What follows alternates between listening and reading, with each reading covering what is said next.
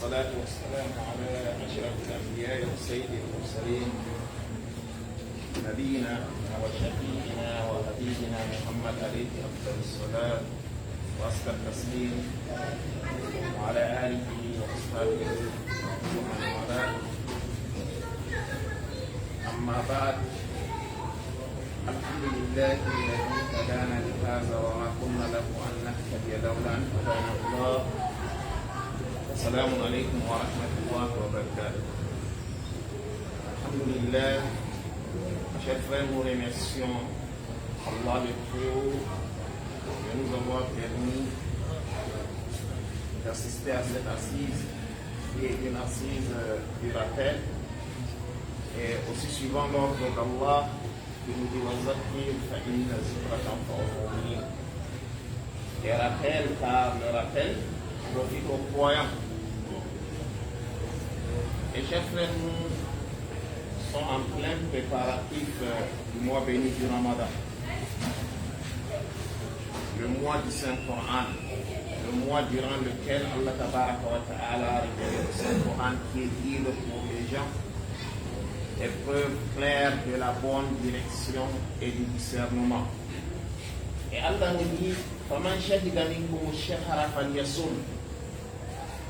Quiconque d'entre vous est présent durant ce mois, qu'il jeûne. فَمَنْ كَانَ مَرِيضًا أَوْ عَلَى سَفَرٍ فَعِدَّةٌ مِنْ أَيَّامٍ أُخَرَ. Si parmi vous il y a des malades, مَنْ كَانَ مِنْكُمْ مَرِيضًا, parmi vous des malades ou bien des voyageurs, qu'ils jeûnent un nombre égal d'autres jours. Et avant de pratiquer un acte d'adoration, il faut d'abord maîtriser cet acte d'adoration. Si nous parlons de la maîtrise en islam, ce n'est pas connaître cet acte-là est obligatoire ou pas. Nous avions dit hier, et le jeûne est un pilier de l'islam. Parmi les 5 piliers de l'islam, le jeûne du mois de Ramadan est un parmi les 5 piliers de l'islam. Et si nous parlons ici de la maîtrise, chers frères, c'est de savoir comment jeûner. Quels sont les actes recommandés, les actes qui n'invalident pas le jeûne. Si nous parlons d'invalidation de donc qui ne gâtent pas, qu'on a l'habitude de le dire, qui ne gâtent pas le jeûne. Qu'est-ce qu'il est recommandé de faire durant le mois béni du Ramadan? Qu'est-ce qui est irrecommandé? Qu'est-ce qui est recommandé? Qu'est-ce qui est irrecommandé? Qu'est-ce qui est légal? Qu'est-ce qui est illégal? Et cela doit se maîtriser avant le jeûne. Donc avant le mois béni du Ramadan. Ce n'est pas durant le mois béni du Ramadan qu'on cherche à maîtriser ces actes-là. C'est comme le sermon de l'imam le jour du vendredi. Il disait qu'une personne qui pose une question d'un acte d'adoration qui s'est passé, par exemple, alors. Donc ça, c'est un exemple pris, mais ça nous interpelle. Donc, il faut qu'on ait cette maîtrise-là. Et dans ses propos, il nous a dit, nos pieux prédécesseurs ont cette tradition de préparer les jeûnes du Ramadan 6 mois avant. Donc 6 mois avant le Ramadan, eux, ils se focalisaient à vivre Ramadan. Ce n'est pas 6 jours, 6 mois. Donc, chers frères, le Ramadan dans la vie de l'homme musulman, c'est comme le cœur dans le corps de l'être humain. Allah subhanahu wa ta'ala, c'est lui qui a créé le temps. Dans ce temps, Allah subhanahu wa ta'ala a choisi des horaires de prière. Là, si nous parlons d'une journée. Et dans la semaine, Allah subhanahu wa ta'ala a choisi le jour du vendredi.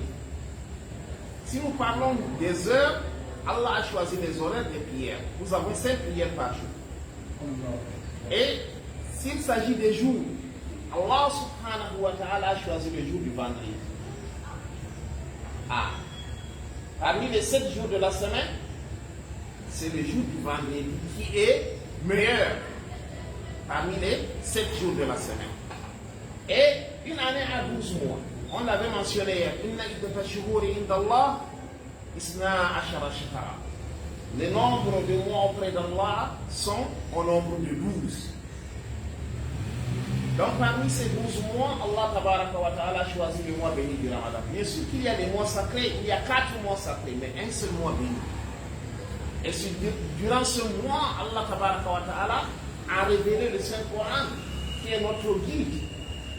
Donc, Allah Tabaraka wa Ta'ala nous dit, Kutiba alaykum siyam, kama kutiba ala alladhina min qablikum la'allakum tattaqun. On vous les croyants, on a prescrit sur vous à Siam, jeûner, comme on a prescrit à ceux d'avant vous, peut-être vous acquiendrez la piété. Et Allah nous précise, il nous dit ayyaman ma'adudat. Ce sont des jours limités, c'est un mois. Un mois en islam peut être 29 jours. 29 jours comment? Par la vision du croissant lunaire. Un mois peut être 30 jours. Voilà.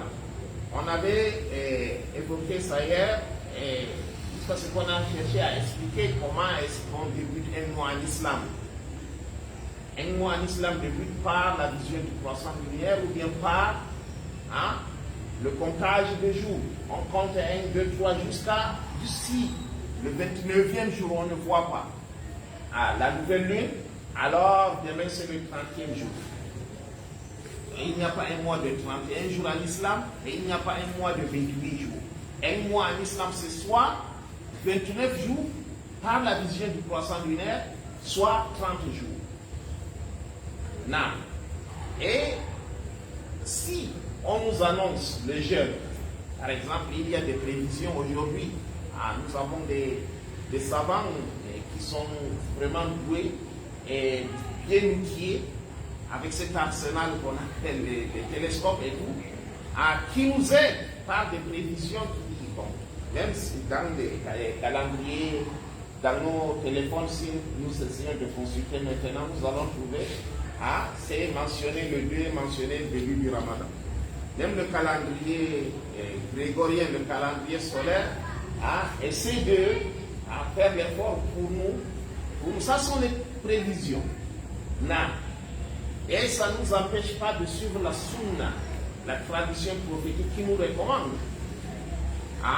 d'observer le ciel le soir du vendredi, qui sera le 29e, correspondra Inch'Allah au 29e. Et soit, si nous ne voyons pas la lune, bon. Mais il y a cette date-là qui est avancée, Inch'Allah, le Ramadan de l'an 1343 sera le 2 qui correspond samedi prochain. Donc, nous vivons le dernier week-end du mois de Shaban. Les préparatifs, chers frères, se fait sur 2 dimensions. Il y a les préparatifs spirituels et les préparatifs physiques. Spirituel, c'est d'abord à revoir sa relation avec l'être suprême, parce que notre conscience ne nous manque pas, et aussi s'entraîner dans les actes d'adoration, parce que si nous ne nous entraînons pas, nous risquons peut-être avoir l'intention de pratiquer cet acte durant un mois béni du Ramadan ou le mois durant lequel Allah subhanahu wa ta'ala multiplie les œuvres pieuses par des centaines, et non seulement le mois durant lequel Allah tabaraka wa ta'ala pardonne nos péchés, rachète d'autres de l'enfer. Alors ne nous privons pas de ces opportunités-là. Alors il faut que tout un chacun fasse l'effort sur soi-même pour réussir durant ce mois. Parce que le messager alayhi salatu wa salam a dit, c'est lui qui a tout perdu. Celui qui a tout perdu, ou bien celui qui est ouvert c'est-à-dire d'ignominie, de raillerie, c'est celui qui a vécu Ramadan et n'a pas été pardonné. Ramadan l'a trouvé vivant et en bonne santé. Il a jeûné, mais il n'a pas été pardonné. Donc ce n'est pas jeûner qui s'abstenir de manger, de boire, qui fait à ce qu'Allah subhanahu wa ta'ala accepte notre jeûne. Le Messie alayhi salatu wa sallam a dit Rubba lisaimin laysa lahu jazaa'un illa al-ju' wal 'atash. Beaucoup de jeûneurs n'ont de récompense que la famine et la soif. Leur récompense, c'est la famine et la soif. Pourquoi? Parce qu'ils ont jeûné, mais ils se sont abstenus de manger et de boire seulement. Ça ne se limite pas là. Non. On doit s'abstenir de manger, de boire, de pratiquer tout acte charnel et dès l'apparition de la lumière de l'homme jusqu'après le coucher du soleil. C'est une période connue. Ça, c'est le temps égal. Mais au-delà, ce n'est pas seulement la bouche, ce qui entre seulement peut rompre le jeûne. Il y a aussi ce qui sort de la bouche. Et ce qui sort de la bouche, là, sort du cœur. Non, si ce cœur-là n'est pas pur, alors le cœur ordonne. Donc si nous parlons de cœur, c'est ce cœur spirituel. Non, c'est le cœur qui commande ses membres, alors il ne s'abstient pas de membres. S'abstient pas de calomnier, de diffamer, etc. Ça, c'est concernant la bouche. C'est sûr aussi la même chose. Donc, ce n'est pas seulement la bouche qui gêne, c'est tout le corps humain. Son intérieur que son extérieur. Donc, chers frères, ceci veut dire que tout un chacun doit faire un examen de conscience. D'abord, on commence par le repentir parce que nous sommes des éternels pécheurs. Nous commettons des péchés jours et nuits. Que chacun se répand et vient vers Allah subhanahu wa ta'ala repentant. Après, faire aussi des efforts pour améliorer son quotidien. Donc tu n'as pas l'habitude de te lever la nuit pour faire des prières nocturnes, tu dois faire l'effort dès maintenant. Tu n'as pas l'habitude de lire le Saint-Coran, tu dois faire les efforts dès maintenant. Tu n'as pas l'habitude de visiter les gens pour Allah, pour l'amour d'Allah, tu dois le faire. Donc, ces actes d'adoration qui sont tellement recommandés durant le mois béni du Ramadan doivent être faits. Donc, il y a cet entraînement-là, dans la spiritualité, avant le mois béni du Ramadan. Donc, nous avons des habitudes qui ne sont pas conformes à notre religion, il faut les abandonner. Nous n'arrivons pas à nous conformer à notre religion, on doit s'efforcer. Donc, il y a ce volet-là. Et chers frères, Allah subhanahu wa ta'ala, la yukallifullahu nafsan illa wus'aha. Allah tabaraka wa ta'ala n'ordonne pas une âme une charge au-dessus de sa capacité. Raison pour laquelle Allah le Très-Haut nous dit dans le Saint-Coran, fattakullah mastata'tum. Craignez Allah selon votre capacité. Dans la crainte d'Allah, dans l'effort dans le sentier d'Allah, ça c'est selon notre capacité. Mais concernant les interdits, là nous ne parlons pas de capacité. Quelqu'un ne peut pas dire non, je mens selon ma capacité. Là, Allah a interdit le mensonge. Allah a interdit le faux. Allah a interdit l'adultère. Allah a interdit. Là on doit s'abstenir. On a dit hier, c'est cette force intérieure qui nous donne cette force de s'abstenir. Les prédicateurs ont l'habitude de prendre cet exemple, disant que bon, quelqu'un a une voiture, ou bien une moto, il est en train de filer, il voit un truc devant lui. Là, donc il a le phare, mais il n'a pas de frein, ça ne servira à rien. Il a des freins, il n'a pas de phare dans l'obscurité, ça ne servira à rien. Donc avoir un bon moteur, avoir son frein à jour, il est chez les mécaniciens. Là, on a bien étudié cela, avoir ses phares, tout ça là, c'est pour que il voit le danger venir et il évite. Donc nous aussi, chers frères, nous ne devons pas tomber chaque fois sur les mêmes pièges. On s'abstient de manger, de boire tout un mois et ça ne sert à rien. Là, donc, chacun doit revenir, c'est dire non, ce Ramadan sera mon meilleur Ramadan. Pas de si Allah subhanahu wa ta'ala prête longue vie l'année prochaine, je vais gêner plus que cette année. Mais cette année-là, ce Ramadan va être meilleur de tous les Ramadans. Donc, on doit se fixer un objectif. Et au-delà des objectifs aussi, chers frères, on doit mettre devant nous les fadailles, l'importance, la place du mois de Ramadan. C'est un mois de la miséricorde. Bien sûr, Allah est toujours miséricordieux, mais sa miséricorde est plus durant le mois béni du Ramadan. C'est un mois de rachat de l'enfer. Le messager a dit, Allah rachète les gens de l'enfer chaque nuit du Ramadan. Alors comme on n'a pas une garantie du paradis, invoquons Allah subhanahu wa ta'ala d'être parmi ceux dont Allah rachète du paradis, de l'enfer pour le paradis. C'est un mot où Allah subhanahu wa ta'ala multiplie les œuvres pieuses.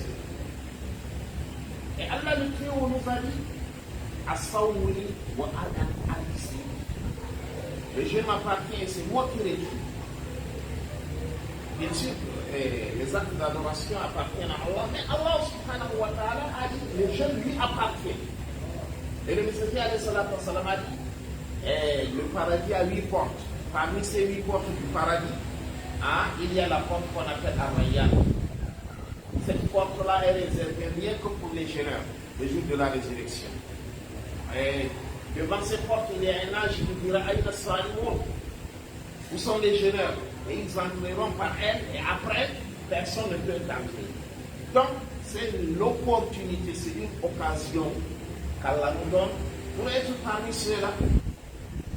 Ce n'est pas un acte qu'on pratique pour la santé ou bien pour perdre du poids. Non, c'est un acte spirituel. Et Allah Tabaraka wa Ta'ala a bien précisé, il a dit La'allakum tattaqun. Donc, il faut mettre devant soi les fadaïs, donc les mérites du jeûne. Si je jeûne, qu'est-ce que je gagne en récompense? Si je jeûne, qu'est-ce que je gagne dans ma spiritualité? Si je jeûne, qu'est-ce que je gagne dans ma religion? Donc voilà les objectifs qu'on doit se fixer. Donc c'est qu'on gagne en spiritualité. Ce n'est pas du matériel. Moi je jeûne un mois, après un mois c'est la fête. Bon, il n'est pas interdit de se préparer à fêter, mais en réalité, il faut savoir que le jeûne du mois du Ramadan, c'est un acte purement spirituel. Là, donc, nous devrons débuter Ramadan avec un état de pardon, avec la crainte d'Allah, avec une repentance sincère. On doit aussi s'entraîner spirituellement dans la dévotion, dans les actes d'adoration. La prière doit être une meilleure prière. Et non seulement les jeunes, il est recommandé de jeûner le mois de Chaban pour s'entraîner. Le messager a dit, la majorité des gens, la majorité des gens, pas des jeunes, la majorité des gens sont dans le vie durant le mois de Chaban. Les gens disent qu'ils ne jeûnent pas pour se préparer le mois de Ramadan. Et il faut jeûner. Non, jeûner pour s'entraîner, non seulement jeûner pour aussi savoir ce que c'est les jeûnes.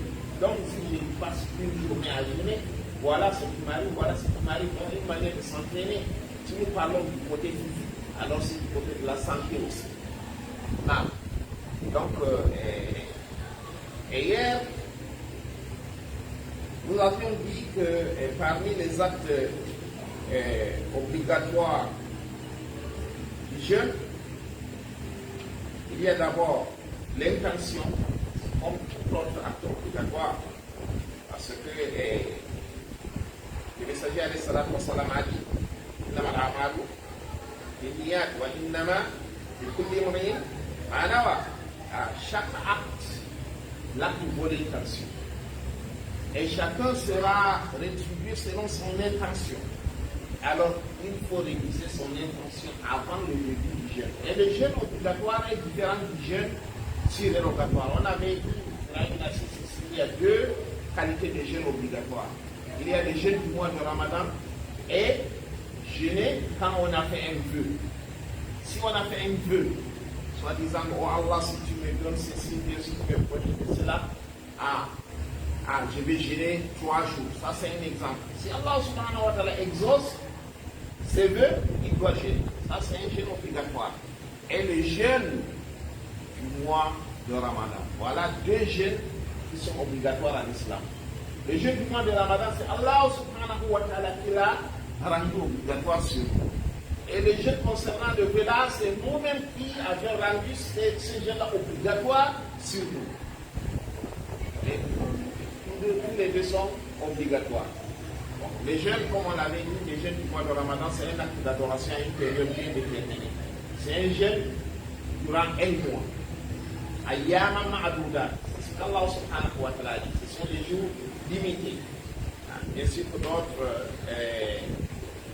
traduisent par des jours faciles, mais en réalité, ce sont des jours limités. Donc 1 mois. 1 mois en islam, comme on l'avait dit, peut être 29 jours. 1 mois peut être 30 jours.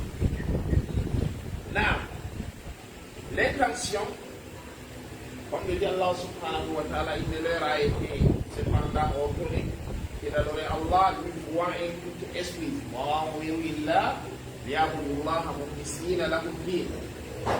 C'est un verset qu'on peut aussi amener comme argument. Et s'abstenir, deuxième acte obligatoire du jeûne. S'abstenir de muftarat, tout ce qui invalide le jeûne. Donc s'abstenir à tout ce qui rompt le jeûne de l'aube jusqu'au coucher du soleil. De l'aube jusqu'à, moi je précise chaque fois, de l'aube jusqu'après le coucher du soleil. C'est un bon moment où le soleil se couche pour rompre le jeûne. C'est après le coucher du soleil pour rompre le jeûne.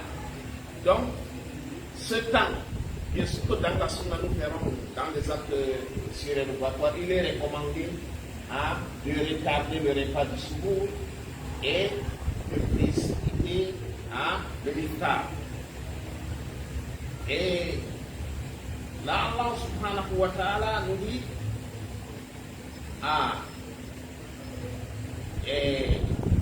concernant de manger et de boire, أحل لكم ليلة الصيام رفث إلى نسائكم هن لباس لكم وأنتم لباس لهن علم الله أنكم كنتم تختانون أنفسكم فتاب الله عليكم وعفى عنكم فالآن باشروهن وابتغوا ما كتب الله لكم وكلوا واشربوا حتى يتبين لكم الخيط الأبيض من الخيط الأسود من الفجر ثم أتموا الصيام إلى الليل. Allah tabaraka wa ta'ala nous dit et mangez et buvez jusqu'à ce que vous distinguez le fil noir du fil blanc. Là, le fil noir du fil blanc, ça on cherche à traduire d'une manière littérale. Mais ça ne veut pas dire qu'on doit placer comme a fait un compagnon du messager de Salat al-Salam. Il a placé le fil noir et le fil blanc. Donc il mange, il regarde, il continue de manger. Il regarde, il dit quand il ne distingue pas. Non, ce n'est pas ça. C'est le fil noir, c'est la lueur de l'or. Et le fil noir, c'est l'obscurité. Voilà. C'est pour laquelle il faut à chaque fois comprendre le sens du verset. Donc voilà les 2 actes obligatoires. L'intention est de s'abstenir de tout ce qui invalide le jeûne. Donc de manger, de boire et de actes charnels. Et qu'est-ce qui invalide le jeûne? Alors, si nous jeûnons, maintenant nous avons l'intention de jeûner à la veille, avant l'apparition de la lueur de l'homme. Donc manger et boire d'abord. Tu as jeûné, mais tu as formulé l'intention, maintenant tu jeûnes. Formuler l'intention même invalide le jeûne, même si tu n'as pas mangé, tu n'as pas bu. Quelqu'un formule l'intention qu'il ne jeûne plus. Ça suffit. Ça a invalidé son jeûne. Et s'il mange et il boit avec intention, il sait très bien qu'il est en train de jeûner. Manger et boire invalide le jeûne et il le sait. il n'est pas nouveau en islam. Là, il n'est pas nouveau en islam parce que il y a certains qui sont nouveaux mais qui ne le savent pas. On les demande, on les dit de gêner, ils prennent le carême comme bon. Certains sont des chrétiens, ils croient que le carême c'est comme le carême des catholiques. Non. Donc, si nous avons cette raison pour laquelle il faut faire des efforts avant le jeûne pour maîtriser ce que c'est, avant le jeûne et avant le ramadan, je vais dire, pour maîtriser ce que c'est le jeûne. Donc, manger et boire invalide le jeûne. Avoir des rapports, des rapports intimes invalide le jeûne. Mais avoir des rapports intimes invalide le jeûne et impose une expiation. Si tu manges, tu bois, tu dois compenser le jour. Voilà. Ton jeûne, tu as mangé, tu as combien de jours? 2 ou 3 jours.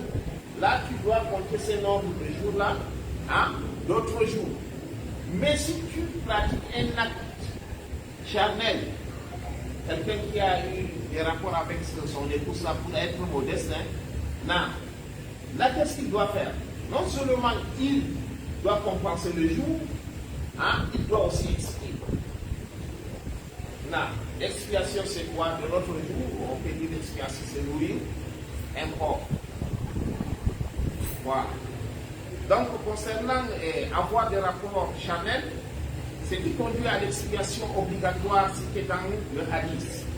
Le hadith selon Abu Huraira, il dit, alors que nous étions chez le messager d'Allah, sallallahu alayhi wa sallam,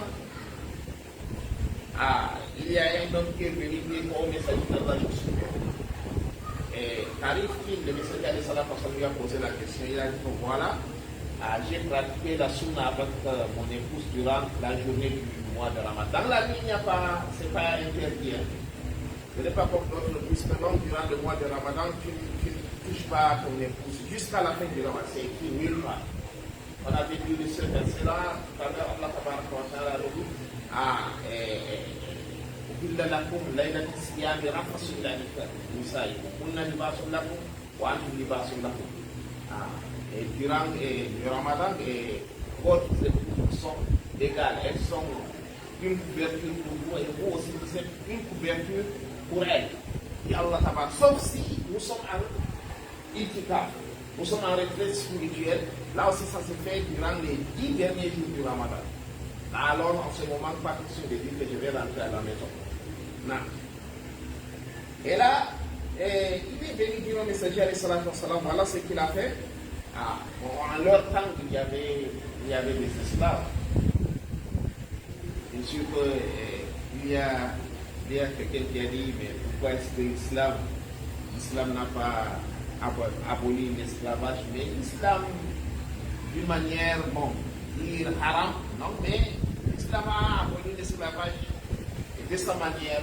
Parce que au temps du messager alayhi salatu wa salam, on n'arrêtait pas quelqu'un comme ça en capturage, on capture quelqu'un comme ça pour aller le vendre comme un esclavage. Non, c'est interdit. Et l'islam aussi encourage la liberté de libérer. Et un acte de rachat. Et le messager alayhi salatu wa salam a dit, as-tu un esclave? Fâché, il a répondu, non, je n'ai pas. Et le messager alayhi salatu wa salam a dit, alors, tu peux gêner 2 mois consécutifs. Nous voyons la sanction, une journée, mais gêner 2 mois. 2 mois là consécutifs, tu dois consulter un jour. Non. Nous parlons parce que vous êtes, il y a des jeunes parmi nous, il y a des jeunes mariés aussi. Donc, il faut prêter attention. Parce que les personnes âgées, eux, ils ont cette maîtrise-là. Mais le jeune, lui, il y a le sang qui bouillonne dans ses veines. Et il y a aussi la amaria à la maison. Lui, il est ango, il y a amaria et tout ça. Et surtout, même les gens veulent se marier à l'approche du Ramadan. Et une savane rentre à la maison, il n'arrive pas à s'abstenir, qu'est-ce qu'il doit faire? S'il le fait, il doit savoir que non, seulement il doit compenser le jour-là, il doit jeûner 2 mois sans arrêter. Je vous le dis parce qu'il y a une personne que je connais très bien, qui a dit à son épouse que ce qui nous tue, c'est l'ignorance. Hein. Qu'est-ce qu'il a dit à son épouse? Il a dit à son épouse que non, c'est ce qui entre par la bouche qui invalide le jeûne. Cet acte-là, la sunna, on a même la récompense. Tout le mois du Ramadan, il ne faisait que ne pas faire là-bas. C'est ce que j'ai vécu, ce n'est pas que les gens m'ont raconté. L'épouse, elle est entrée dans la madrasa, maintenant elle a commencé à poser des questions, elle dit voilà. C'était catastrophe. Elle ne connaît pas. Et son mari, son mari est le fils d'un imam. Lui, tout ce que son mari lui dit, comme le père est imam, il croit que la science là est comptable une personne comme ça, c'est dans les veines. Puis il dit à son épouse que non, n'est-ce pas, on a dit que non, ça ne va pas de jeûne. Puisque ça n'entre pas par la bouche, ça ne valide pas les jeûnes. Alors la sanction c'est 2 mois, jeûner 2 mois successifs, et si tu ne peux pas alors mourir, se sentir nécessité. Et voilà, chers frères, donc pour celui qui ne peut pas s'abstenir, il doit placer des garde-fous. Voilà. Donc des garde-fous parce que il y a des actes qui n'invalident pas le jeûne. Par exemple, quelqu'un d'autre, soi-disant, il peut embrasser son épouse. Ça n'invalide pas le jeûne. Il peut caresser son épouse, ça n'invalide pas. Et pour des personnes, nous ne sommes pas des messagers. D'abord, lui, il est le messager d'Allah. Non. Le messager, alayhi salatu wa salam, est doté de ces facultés que nous n'en avons pas. Donc, il faut savoir que nous sommes faibles et il y a aussi cette tentation-là. Non, il ne faut pas ouvrir, il ne faut pas encourager nos impulsions, nos désirs et nos plaisirs. Et le but du jeûne même, c'est de casser ce plaisir-là. Non. Parce que parmi les actes qui n'invalident pas le jeûne, nous avons cité tantôt, parmi les actes qui invalident le jeûne, manger et boire, formuler l'intention d'invalider son jeûne, l'acte de poser un acte, manger et boire, et un acte charnel. Non. Alors, chers frères, il faut savoir, il est fortement recommandé de respecter les règles durant le jeûne, de respecter la sunna, les actes surérogatoires. Donc, prendre le souhour, ça fait partie de la sunna. Le souhour, c'est le repas de l'ordre. Donc, la période, il n'y a pas une période précise pour prendre le souhour, mais c'est le dernier repas avant l'apparition de la lueur de l'homme. Et le messager alayhi salatu wa salam nous a fortement recommandé de prendre le souhour. La Saharouya du Coran. Il a dit, oh, vous les gens du Coran, prenez le repas du souhour. Parce que dans le repas du souhour, il y a la bénédiction. La bénédiction d'Allah. Donc même si quelqu'un n'a pas l'habitude de manger, il peut pas prendre, par exemple, une tasse de lait, ou bien il peut boire de l'eau, pour ne pas se priver de cette bénédiction-là, de cette baraka. Non. Et autant du messager de Salam, il n'y avait pas la montre, ils ont, beaucoup de compagnons ont dit qu'ils ont pris le souhour avec le messager de Salam, et après ils se sont levés pour la prière. On a posé à certains la question, quel temps? Ils ont dit, bon, un moment où tu peux lire 40 versets. Parce que la montre n'existait pas en leur temps. Donc maintenant, nous utilisons la montre, alhamdoulilah, c'est une avancée, c'est la technologie toujours. Donc, on peut dire, on a déjà même un calendrier qui nous montre avec précision que tel jour, voilà l'heure où l'aube apparaît. Donc, retarder le repas du suhour fait partie aussi de la sunna. Alors, si on jeûne, chers frères, il faut s'interdire à des propos inutiles et obscènes. Là, si quelqu'un jeûne, il doit faire l'économie de ses paroles. Pas qu'il jeûne, il ne peut pas parler de difficulté. Un jeûneur, c'est celui qui fait les économies de ses paroles. Si ces paroles-là ne sont pas utiles, il ferme sa bouche. N'en parlons pas de grossièreté. Là, même ces paroles futiles-là. Donc il faut faire l'économie des paroles, comme nous gênons. Et aussi, durant le mois béni du Ramadan, il est fortement recommandé d'être généreux. Voilà. Faire la sadaqa, d'être vraiment généreux. Le messager alayhi salatu wa salam a été généreux. Sa nature, il est généreux. Mais durant le mois béni du Ramadan, il était encore plus généreux. Ça, c'est connu de tous ses compagnons. Donc nous aussi, ayons, parce que les récompenses sont multipliées par des centaines de fois plus durant le mois béni du Ramadan. Et aussi, hâter la rupture, le iftar. Ce n'est pas retarder l'iftar jusqu'à la nuit. Il y a une partie de notre côté du septentrion. Et j'étais, nous étions sortis en campagne de prédication. Ils sont arrivés dans un village. On a trouvé qu'ils rompent après la prière. C'est quand ils prient après avoir prié Maghrib qu'ils rompent le jeûne. Non, la sunna on se hâte, donc on rompt le plus tôt possible. On prend le suhour le plus tard possible. Voilà ce que c'est la sunna nous a enseigné. Donc si tu sais très bien, par exemple, maintenant, Maghrib c'est à 18h31 minutes. 18h31 minutes, là, tu rompes ton jeûne, tu as plus de récompense que quelqu'un qui a rompu à 18h35 minutes. S'il connaît très bien que 18h31, une minute, il est déjà Maghrib. Ici à Douala, là où je suis, 18h31 minutes, il est déjà Maghrib. Il dit non, il faut qu'il soit vraiment début. Lui, il attend jusqu'à 35. Celui qui a rompu à 31 minutes a plus de récompense. L'islam, ce n'est pas selon notre calcul. Non, c'est ce qu'Allah subhanahu wa ta'ala.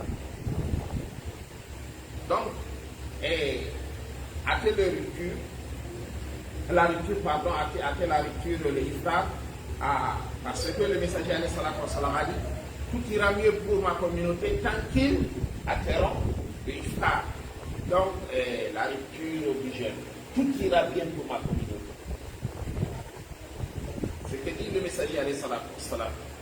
Et aussi, rompre le jeûne avec ce qui est disponible. Donc, ce qui est disponible dans la cité, donc c'est l'homme. Donc, le jeûne avec les dates. Donc, si nous n'avons pas les dates, si nous prenons les dates au nombre impair. Une date, 3 dates, 5 dates. C'est ce qui est recommandé dans la sunna. Si nous n'avons pas les dates, bon, alors on peut prendre de l'eau.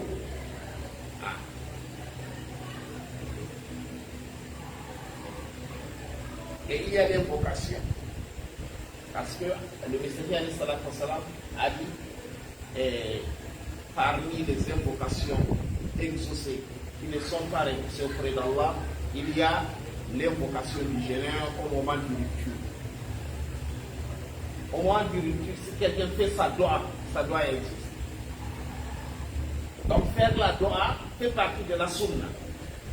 Le messager alayhi salatu wa salam nous a enseigné une doua ذهب الزمع واختلت الغرب وثبت الأجر إن شاء الله.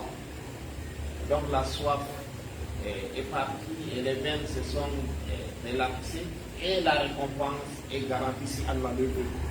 Voici la tradition. Mais il y a aussi pourquoi nous avons des besoins. Nous avons besoin qu'Allah subhanahu wa ta'ala nous assiste, qu'Allah nous protège, qu'Allah subhanahu wa ta'ala nous bénisse, qu'Allah nous apporte sa miséricorde, sa protection, sa bénédiction. Tout cela, nous en avons besoin. Donc voilà une opportunité pour invoquer le Seigneur créateur de Dieu.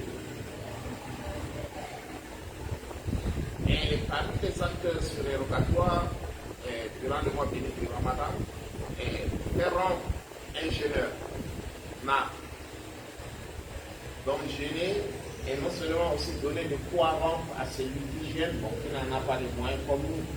Parce que nous ne sommes pas tous au même pied d'égalité. Il y a ceux Allah subhanahu wa ta'ala a donné plus à certains. Donc, si nous faisons partie, nous profitons. Le Seigneur de Salat wa Salam nous a dit celui qui donne de quoi rompre le jeûne à son frère, il a la récompense. Au même pied d'elle. Non seulement il a jeûné, il a sa récompense à lui.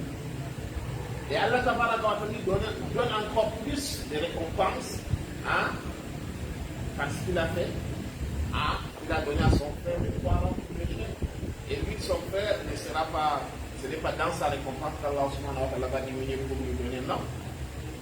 Donc, quelqu'un qui donne de quoi rompre à un jeûneur, lui, il jeûne, au lieu de gagner un jour de jeûne, il gagne 20 jours. Voilà, c'est un exemple simple à prendre. Donc, chers frères, préparons-nous. Et aussi, allons chez les savants, il faut qu'on s'approche d'eux, à essayer de les expliquer comment est-ce qu'on jeûne. S'il y a des erreurs, peut-être qu'il y a des actes qu'on pratique durant le mois béni du Ramadan qui ne sont pas conformes qui ne sont pas conformes au jeûne, alors cela, il faut s'approcher des savants. Nous ne pouvons pas tout dire durant une séance pareille. Allah subhanahu wa ta'ala nous dit le verset du béni. Allah subhanahu wa ta'ala nous facilite la compréhension et la mise en pratique. Assalamu alaikum wa rahmatullahi wa barakatuh. Nous entamons la séance